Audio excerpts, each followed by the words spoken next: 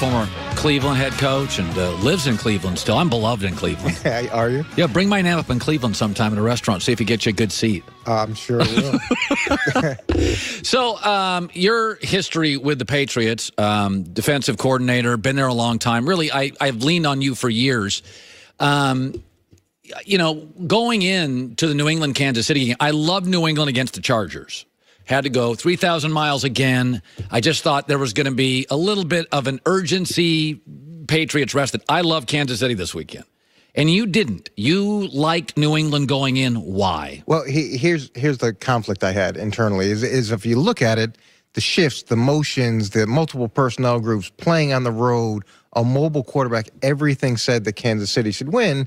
And I thought that objectively, but after experiencing what I experienced in New England and understanding that process and the people that were involved, if I had to put money on the game, I would have put money on New England. And you saw it play out in the first half where Patrick Mahomes, you've got a single coverage with a rookie cornerback on Travis Kelce, and Mahomes really doesn't go to him very much. Yeah. You know, and missing things like that, or the way that New England took advantage of the deep setting by the offensive tackles that Kansas City does to bring their ends up the field and then underneath and then wrap their tackles around to keep them in the pocket. Those types of things Kansas City didn't figure out in the first half, and they get shut out. Now, later on in the game, they started to figure some of those things out, but it's that edge of experience and their ability to do things that take away strengths and exploit weaknesses that gives them a shot against anybody, regardless of what the talent level is. By the way, speaking of talent level, you've coached in this league twice. You know, there's a real roll of the dice, what the Rams did. Aqib Talib, Marcus Peters, and Ndamukong Suh, Dante Fowler. Dante Fowler was an underachiever. Suh's been an underachiever. Talib's good when he's winning. Marcus Peters is a pain in the butt. Even his college coach, Andy Reid, moved off him. What do you make of it now that it got to the Super Bowl? Can the Rams pump their chest and go, we were right? Look, whenever you go down this road, it's great as long as you're winning. It's fantastic as long as you're winning. It's when you hit those patches of adversity that those guys that have questionable past become a real problem. And I experienced it in Cleveland in '95. We're projected to go to the Super Bowl. The team announces that they're moving. We hit adversity, and there were guys there that kind of similar makeup. And when all that happened, everybody was looking for a life raft. And you saw it to some degree late in the season with the Rams, where the defense regressed, and those are the guys making business decisions. I'm not going to get hurt before the playoffs. I'm going to go into a little bit of cruise control.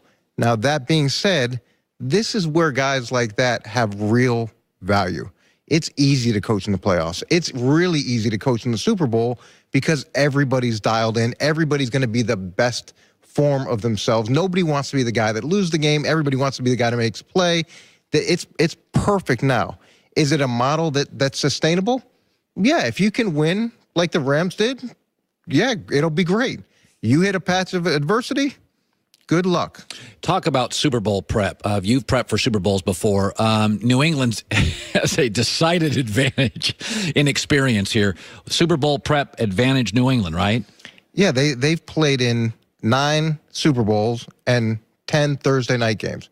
So this is no different for them than getting ready for a schedule like a Thursday night game. It's just another part of their process. And going to the first Super Bowl was tough. You've got pressure from family and friends and the media, a change in the environment. All these things are pulling at you. And if you don't know how to handle that and navigate through that, you're at a pretty big disadvantage. Even how do you use this week versus the second week? How do you make sure that the guys don't get too high too early? How do you deal with the extended pregame? How do you deal with the extended halftime? All those things for New England, it's just another part of the process. It's keeping players dialed in for 2 weeks. Belichick, obviously, they added 8 new plays in the hotel lobby the morning of the game over Kansas City. Would Belichick keep some stuff, some tricks to keep players focused and driven? Don't you lay out the game plan by Saturday morning? Well, yeah, you're gonna go through this week, and the bulk of the plan is in this week when you're home, when you're working in your traditional format. Now, that being said, you have time to watch more tape. You find some other things So during that second week, you're going to keep introducing those things to the guys. And if you find something Sunday morning or Sunday before the game and you've got an experienced group, you're going to go to them and say, look, I think we got a shot to hit this. Let's go with it. Just like you saw last weekend, where when you've got a young group or a group that's not used to adjusting or a group that's not used to dealing with the level of anxiety and pressure that goes into a Super Bowl, you put those plays in, it could be an absolute, disaster. Yeah, I mean, Rams' first hour were bailing water. Patriots' first hour were in total control. They both faced the same harsh road environment.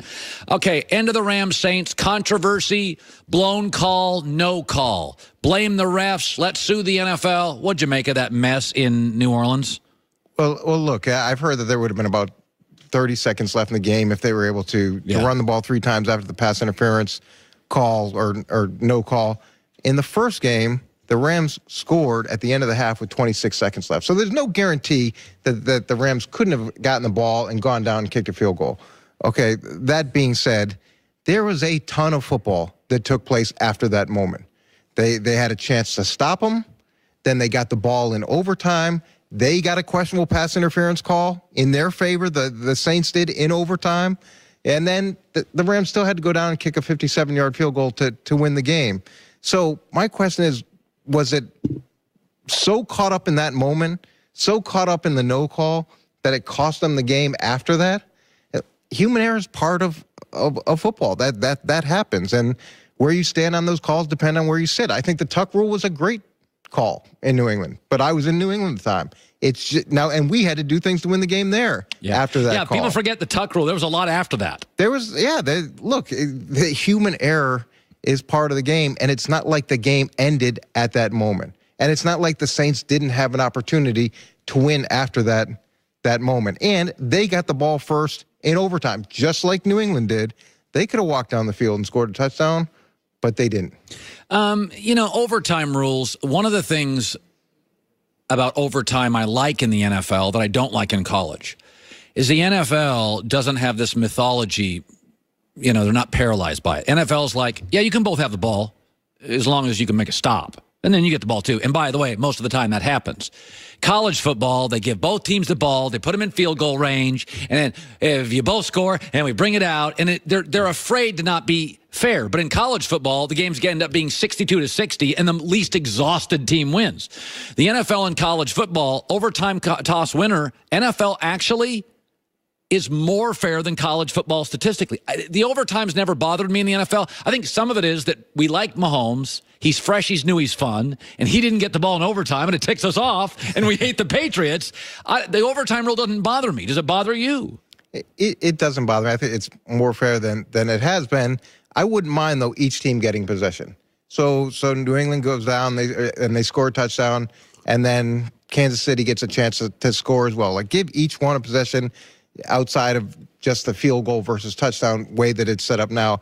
I don't think there'd be any problem with that. I know that player safety is an issue. Yes. And they don't want to extend the game. So maybe during the regular season, you leave it as is. And in the postseason, each team gets one chance, regardless of whether you score a touchdown on the first drive or not.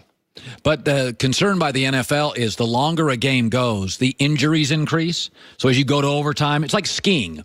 They always say your last run of the day skiing, go slow. That's when you break your knee. In football, as the game goes to overtime, statistically, the injuries increase. So if Kansas City did take the ball and scored all the way down, now we got a real quarter going on.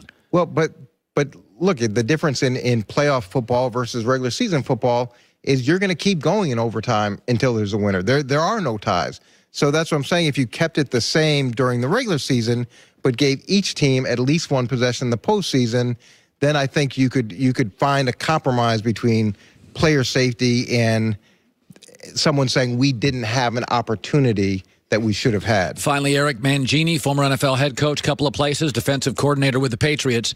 I said this a couple days ago, is that, we've got all these new quarterbacks. We got Mahomes, and we got Deshaun Watson, and we got, Baker Mayfield, Sam Darnold. The one kid that does remind me of Brady, right? Because we're always comparing. Who's the next Michael? Who's the next LeBron, right? We're always comparing. Jared Goff reminds me a lot of Brady. He's tall and gawky when he came in. California kid, really stable family, incredibly coachable, kind of quiet and demure, handsome kid, but you don't see him in the weather. You don't see him in the news. And I kind of look at them and I'm like, precise passers, pocket throwers, move well within the pocket, but you don't want them running. I see some Brady in Goff. Yeah. You were with Brady early. I was with Brady early, and I've told this story a bunch of times. Tom Brady was not Tom Brady when he first came out. And that first season that he was there, post-practice, we'd always have these one-on-ones. I had the DBs. Brad Seeley would be out there. He was the special teams coach at the time. And we'd bet $1 on each one of the reps. And I won a ton of dollars because Tom would throw the ball in the dirt or he'd miss a guy wide. So he was able to grow because he had traits, and he had tremendous traits and that work ethic. The thing I don't know about Goff is does he have that same type of work ethic? And the other thing that's difficult to predict is with fame, with money, with success, with consistent success, how much do you change? So Tom, yeah, he's got a different haircut and he looks a little bit more fashionable than he did back in the day, but he's still the same person. He still works the same way every day. And to me, that's unique. The other thing about Tom is there's an unselfishness in his play. He doesn't need to have giant statistics. He doesn't need to feed the ball to Gronkowski. He's going to throw to the open receiver.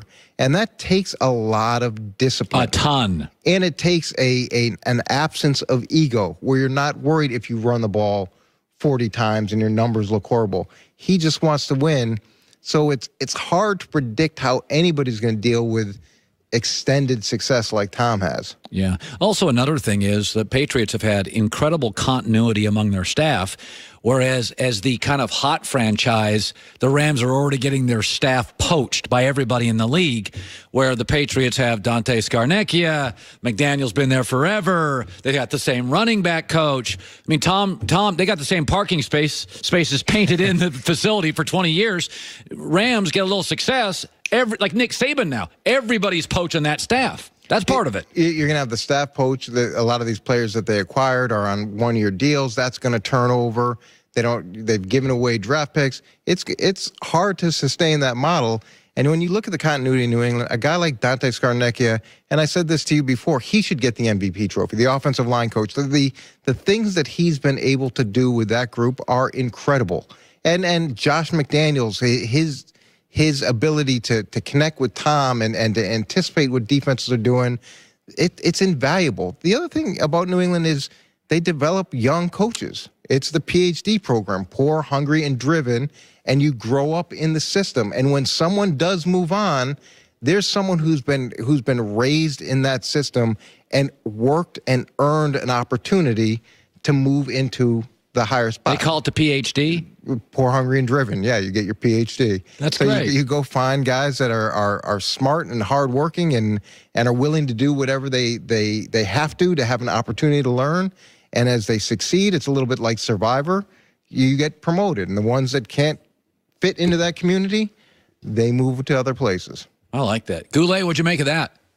PhD. Is that your strategy? It is. Keep us all poor?